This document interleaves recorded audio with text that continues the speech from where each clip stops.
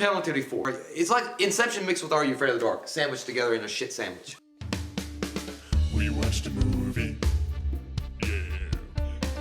We watched a movie. We watched it. We watched a movie. Yeah. There's this creepy kid across the street, and he just like shows up in their treehouse and like shows up at their house, and he's got some issues or whatever, and everybody's weirded out by him.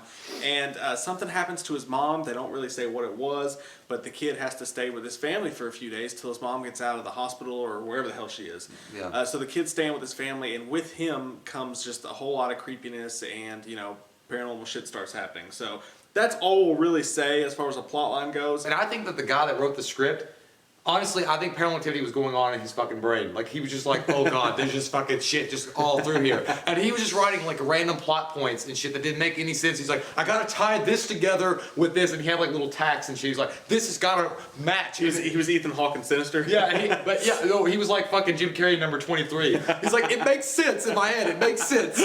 There was literally like, maybe 2 freaky scenes. I didn't really even jump at any scene. I didn't jump personally at any scene. I jumped a couple times.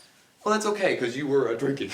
There's a few more scenes in this movie that are what I like to call bullshit jump scares than there are in the other ones. Like, oh, it's a cat. Oh, it's just someone jumping in front of the camera. Like bullshit ones that don't mean anything, that were just meant to make you jump. It was really centered on the teen girl and her boyfriend. They focused on the most pointless character in the family. She was the sister. The boy's the one that was having all the issues, but they focused on the sister and her like boyfriend. Well, I guess we were the audience was experiencing all this new shit through her eyes. And I think this movie really really fucking stretched to involve a camera in any way. Give us some reason why you have a camera. Yeah. She just had a camera, and a couple times her dad was like, "Oh, you kids with that camera again." Yeah, you know, but there was no reason for it. The blonde chick, like at the beginning of the movie, she was filming a soccer game. I can understand that. She was filming it for her dad who was going to miss the game, so she filmed it for him. But then it kept going. But after that, she became fucking Allison Mack with a fucking camera running around filming every fucking diary scene. I mean, I'm sure the people that have seen the movie are going to be like, what the fuck did I just watch? Like, it's a horror movie, right? It's a fucking Paranormal Activity movie. You just want to go and have a good time, and it's not supposed to be some kind of deep, delving, thought-provoking fucking movie. It's just a horror movie, and they fucking tried to make it like an Inception. They tried to set it up for Paranormal Activity 5, and it was so obvious coming that that pisses me off. Yeah. Like, I hate that shit. I'm halfway in the boat with you, and I'm halfway out. Well, then you can just go all the way out. I'm swimming, but I'm hanging on to the boat. I don't want you in this. I'll hit you with my paddle. My thing with the ending is there's a lot of plot holes in the ending, and there's a lot of stuff that doesn't make sense that they should have done a better job explaining.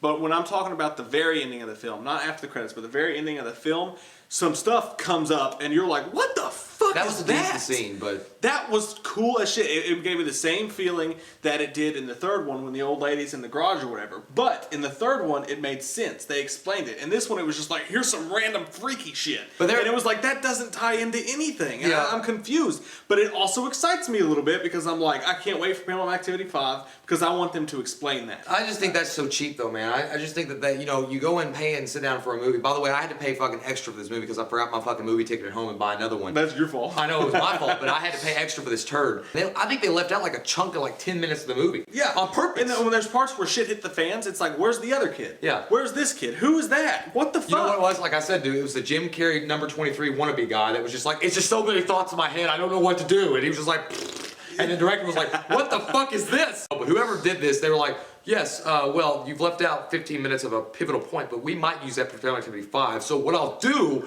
is do something that makes no sense. Yeah. I'm gonna do the Inception. Inception!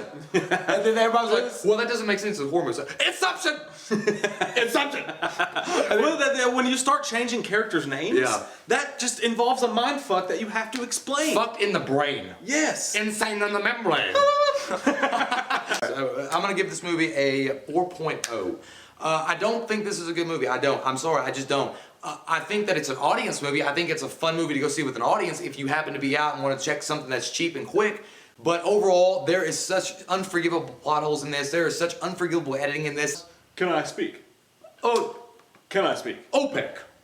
OPEC does the oil. What I would like to say here. This movie hinges completely, for me, on what Paranormal Activity 5 ends up being, because they leave so much unexplained, and there's a couple cool things at the end, but it has to have an explanation. I could just throw up a bunch of cool looking, crazy, wild shit on screen and not tell you where not tell you where any of it's coming from, and it has to have some sort of backstory. There has to be a reason for all this shit to be happening. And I'm gonna give it a 5.5. By the way, Hollywood, can we please get to the point where we don't have to have a twist just for the twist's sake? There doesn't have to always be like a fucking Sherlock Holmes ending or a fucking middle part. You're like, let me get my pipe in my eye. Yeah. What do you think, Watson? Yeah, you don't always have to M. Night Shyamalan everything. Stay after the credits. When the credits roll, if you guys go see this movie, watch it after the credits. And if you guys can fucking figure this out, like, I will give you the Nobel Peace Prize. I will fucking write to the people. And I was like, Yeah. you deserve it. Our question for you guys is this. What's your favorite fourth installment in a franchise? I'm Mike. I'm not. No, it's not silent film.